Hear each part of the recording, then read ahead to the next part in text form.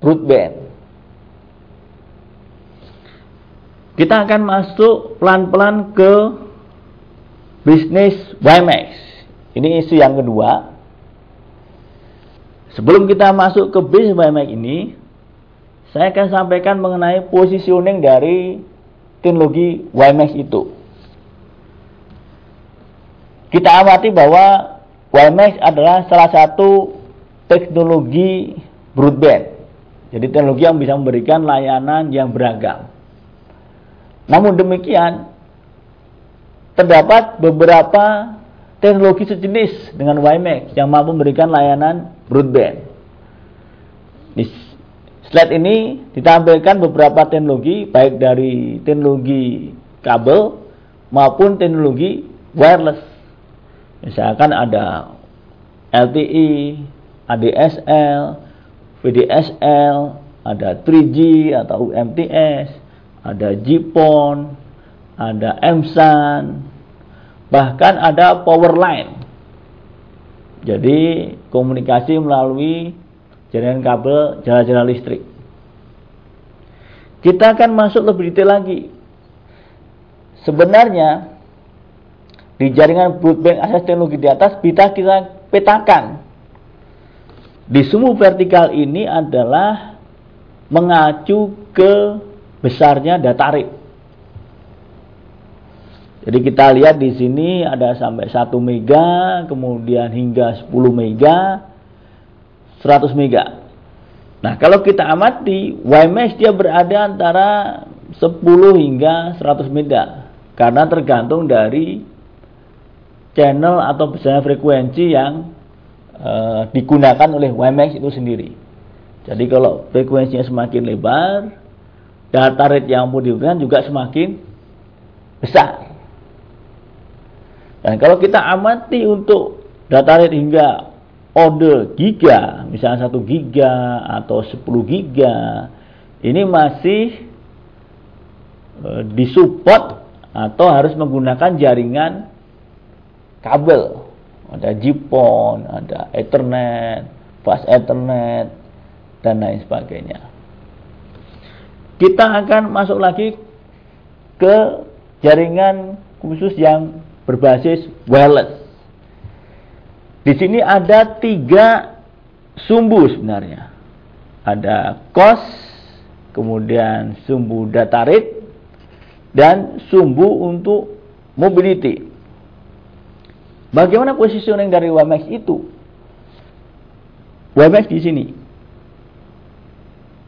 Ini adalah Wi-Fi, dia cost-nya rendah, data rate-nya juga cukup tinggi, hingga 10 atau 54 mega, tapi mobilitasnya tidak terlalu tinggi. Ya biasanya karena ini di indoor, atau coverage yang cukup kecil. Nah di WiMAX ada yang fixed dan mobile. Bagaimana kalau yang fixed WiMAX? Dia kurang lebih sampai 70 mega. Cost-nya juga dapat dikatakan low to medium. Mobilitasnya tidak ada karena memang untuk aplikasi fix. Bagaimana untuk mobility? Data rate-nya cukup tinggi, kurang lebih sampai 70 mega. Cost-nya juga mirip dengan fix WiMAX, tapi di atas dari Wi-Fi dan di bawah dari jaringan mobile. Mobility-nya bagaimana? Mobility-nya dia medium. Bagaimana dengan teknologi 3G? Ada wideband CDMA misalkan. Mobility-nya tinggi, data rate-nya ya cukup besar tapi masih di bawah WiMAX. Cost-nya lebih tinggi dari WiMAX. Jadi di sini bisa dikatakan medium. Dari tabel ini atau gambar ini kita bisa mengambil suatu ketentuan. Jadi kalau misalkan kita mobilitasnya tidak terlalu tinggi tapi butuh data rate yang besar, ya kita menggunakan WiMAX. Tapi yang kalau kita fokusnya ke mobility, ya menggunakan jaringan seluler 3G misalkan. Ada lagi gambar yang mengilustrasikan dari peluang WiMAX di antara teknologi-teknologi sebelumnya. Ini adalah broadband subscriber. Jadi kalau kita lihat gambarnya adalah masih bersifat fix atau portable. Ini data atau pure data. Kemudian di sini mobile subscriber, ini adalah dari jaringan seluler. Jadi awalnya voice dan SMS. Nah, WiMAX di sini nih, dia bisa portable, mobile, layanannya data. Kalaupun voice, ya VoIP kalau di WiMAX di sini. Jadi dia menjadi penengah antara jaringan yang broadband subscriber fix dengan mobile yang masih memberikan layanan voice dan data kecepatan rendah. Di sini dipenuhi oleh WiMAX. Dari uraian di atas, kita bisa ambil suatu kesimpulan atau katakanlah model layanan dari WiMAX itu. Kalau sekarang broadband tetapi fix, mobile tetapi masih narrowband, jadi kecepatan tinggi. Dengan WiMAX kita harapkan bisa memenuhi gabungan dari dua teknologi ini, yaitu bisa fix, portable, mobile, dan broadband. Jadi kita maunya apa? Bisa kita penuhi dengan WiMAX. Kita lihat lagi kalau kita bandingkan WiMAX dengan teknologi lain sejenis. Dilihat dari layanan, jadi voice atau broadband data, dan dari sisi mobility. Di fix ini ada jaringan kabel, bisa DSL. Kita bisa terapkan WiMAX juga untuk yang fix. Dan di nomadic ini ada WiFi. Di WiMAX juga kita punya untuk solusi nomadic.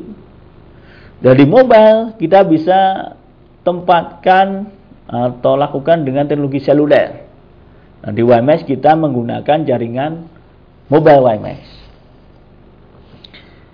Kita lihat evolusi dari market WiMAX.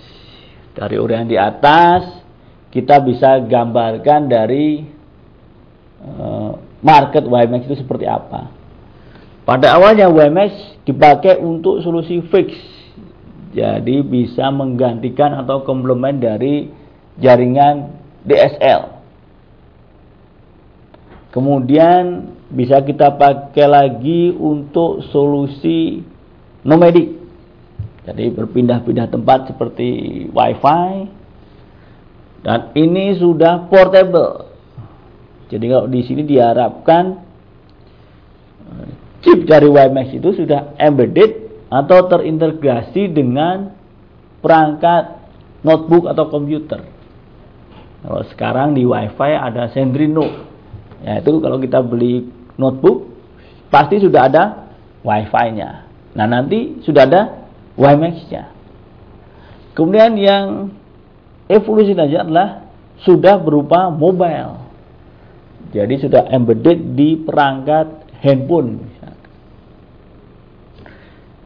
Kita amati lagi dari sisi life cycle dari teknologi WiMAX itu. Jadi kalau kita amati, kita bandingkan dengan 3G.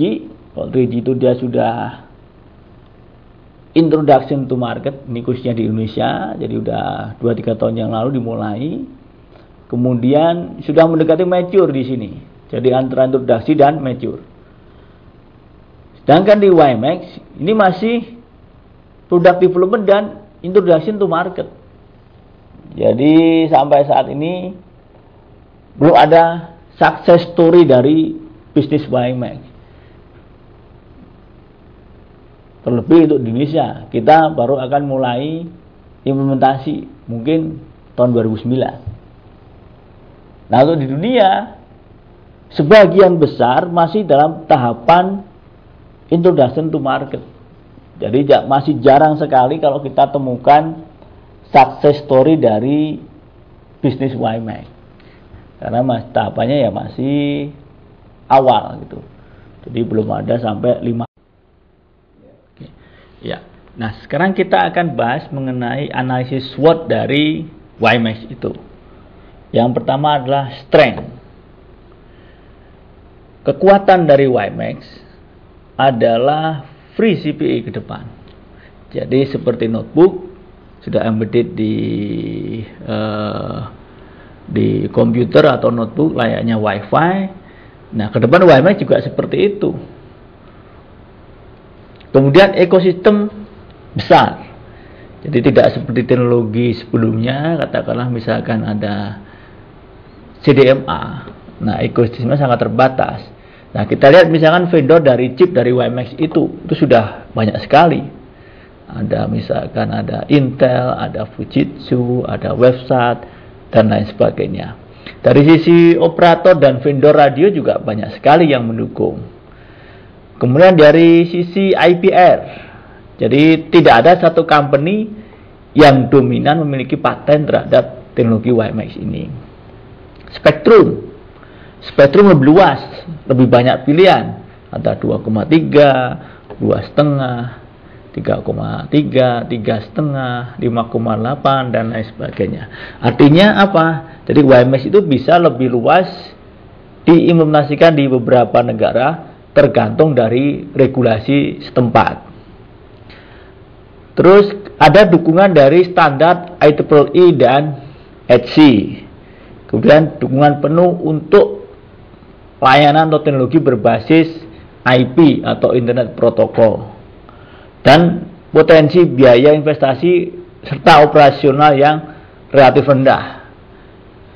Karena kalau kita bandingkan dengan 3G tentunya investasinya jauh lebih rendah WiMAX dibanding dia.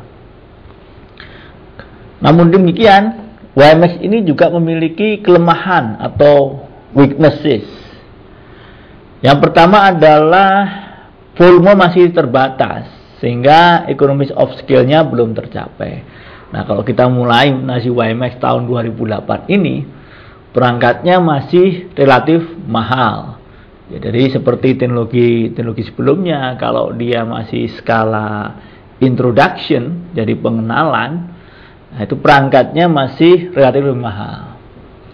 Terus yang kedua ada dua standar, yaitu mobile WiMAX dan fixed WiMAX, di mana keduanya tidak akan saling interoperability.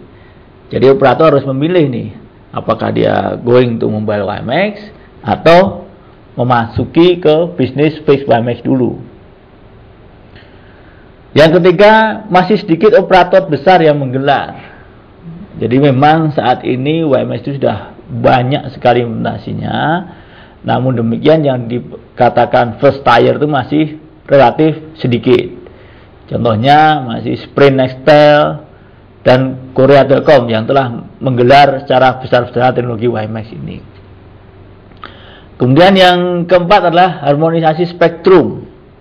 Nah, karena seperti informasi sebelumnya bahwa WiMAX ini frekuensinya sangat banyak, jadi implementasi di beberapa negara sangat beragam.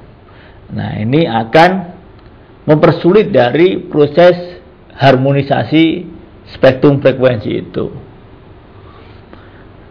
Kita lihat lagi dari sisi opportunities atau peluang teknologi WiMAX. Yang pertama, dia adalah open standard. Jadi seperti teknologi Wi-Fi, GSM dan sebagainya, kalau dia sudah open, otomatis nanti deployment-nya akan lebih mudah. Yang kedua adalah jaringan nirkabel broadband. Nah, sekarang ini kalau kita menggelar layanan yang benar-benar pure broadband, masih kita lakukan dengan teknologi wireline, misalkan ADSL. Nah, dengan adanya WiMAX ini, kita akan bisa menutup atau melengkapi teknologi broadband existing, yang mana dapat mengcover area-area yang belum dilayani oleh teknologi fixed broadband. Misalkan karena konturnya sehingga dia susah untuk dicapai dengan jaringan kabel, atau karena infrastruktur existing belum ada, sehingga deployment wireless ini akan sangat cepat. Yang ketiga, complement broadband existing. Jadi dengan WiMAX ini diharapkan baik bagi operator maupun pelanggan akan lebih cepat dalam proses penggelaran. Jadi kalau kemarin kita tidak memiliki infrastruktur wireless, adanya hanya wireline, nah dengan WiMAX ini bisa akan saling membantu, di mana daerah yang belum bisa dilayani oleh fixed wireline atau kabel bisa langsung kita deliver dengan wireless ini. Yang keempat adalah berbagai potensi penggunaan. Jadi karena kapabilitas dari WiMAX ini, maka beberapa tipe layanan bisa kita penuhi. Misalkan untuk area high-rise building. Yang kedua untuk residensial, untuk daerah rural atau oil company, di mana sangat sulit jika dipenuhi dengan teknologi broadband sebelumnya, misalkan itu 3G atau DSL dan lain sebagainya. Kita lihat lagi dari sisi threat-nya atau tantangannya. Yang pertama adalah potensi persinggungan dengan jaringan layanan yang lain. Seperti diketahui bahwa sekarang ini sudah ada beberapa teknologi broadband. Misalkan ada ADSL, ada WiFi. Nah, mau tidak mau akan bersaing dengan teknologi itu. Di samping juga dia bisa saling melengkapi atau komplement dari broadband existing. Tapi bagi operator fix kabel atau broadband ADSL tadi, WiMAX itu akan menjadi tantangan yang cukup berat karena dia sangat mudah dalam proses implementasi atau penggelarannya. Alokasi frekuensi. Nah, ini di beberapa negara atau di Indonesia ini frekuensi WiMAX kalau di band 3,5 GHz akan interference dengan satelit, sehingga dalam proses penilaian frekuensi juga harus relatif lebih ketat. Kemudian yang kedua adalah kebijakan dan regulasi.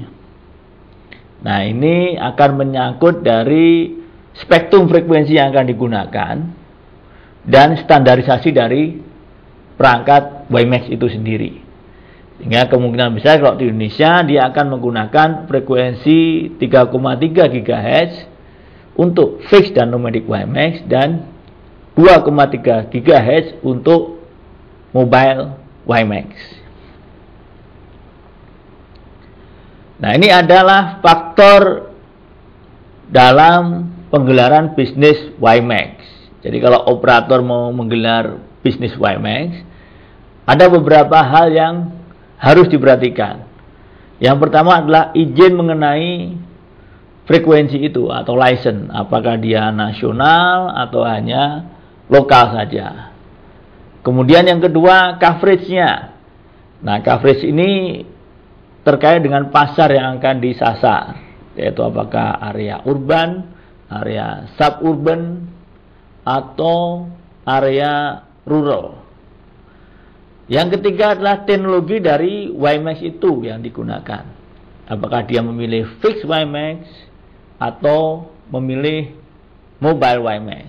Karena nanti dalam proses implementasi dan CapEx-nya juga akan berbeda.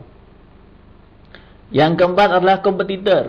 Nah, ini sangat penting nih. Jadi kita selaku operator harus mengetahui kira-kira kompetitor dari WiMAX itu siapa. Bisa jadi dia sesama operator WiMAX atau kompetitor secara tidak langsung. Jadi misalkan ada operator ADSL atau operator 3G, operator WiFi, dan lain sebagainya. Kemudian yang kelima yaitu dari sisi aplikasi. Jadi konten-konten yang akan dilewatkan itu apa? Apakah dia internet, apakah dia voice, dalam hal ini VoIP, atau data, video streaming, dan lain sebagainya. Terus yang keenam adalah teknologi komplement yang tersedia. Jadi bagi operator tentunya dia akan memperhatikan produk broadband existing, sehingga akan bisa saling dielaborasikan atau diintegrasikan. Dan yang ketujuh adalah customer need atau market growth ini. Jadi kira-kira yang dibutuhkan oleh pelanggan itu apa, sehingga teknologi WiMAX itu bisa dibuat produk yang sangat menarik bagi customer. Dan yang terakhir adalah rencana bisnis atau bisnis plan. Nah, kira-kira kita mau mengcover area berapa, pelanggannya jumlahnya berapa, di area mana kita mau beroperasi, apakah area urban, suburban, rural, terus model bisnisnya seperti apa, dan lain sebagainya. Nah, ini adalah manfaat dari WiMAX ini sekarang. Sebenarnya WiMAX itu kita bisa petakan beberapa manfaat, baik itu dilihat dari sisi regulator, operator, maupun dari sisi pelanggan. Bagi regulator, ini adalah suatu alternatif untuk memperbesar industri, dalam ini jasa dan manufaktur. Nah, WiMAX ini di Indonesia dijadikan momen bagi industri dalam negeri untuk membuat perangkat IT sendiri atau perangkat WiMAX itu sendiri. Terus yang kedua adalah sebagai sarana kompetisi. Nah, menurut draft permen dari peraturan WiMAX ini, nanti Indonesia dibagi 14 zone. Nah, tiap zone itu ada 7 atau 8 operator, sehingga kompetisinya sangat ketat. Nah, di samping itu juga peluang untuk mendapatkan pendapatan bagi negara, karena nanti operator harus membayar frekuensi. Kita lihat dari sisi keuntungan operator dengan adanya WiMAX ini. Karena dia open standard dan interoperability, maka harganya bisa relatif lebih murah. Apalagi nanti kalau sudah memasuki ke mobile WiMAX, sehingga dia sudah terintegrasi dengan CPE. Jadi operator tidak perlu menyediakan CPE WiMAX karena itu sudah disediakan sendiri oleh pelanggan. Menghasilkan pendapatan, pasti kalau kita menggelar suatu layanan broadband dan itu sesuai dengan kebutuhan pasar, nah ini akan menjadi salah satu alternatif sumber pendapatan baru.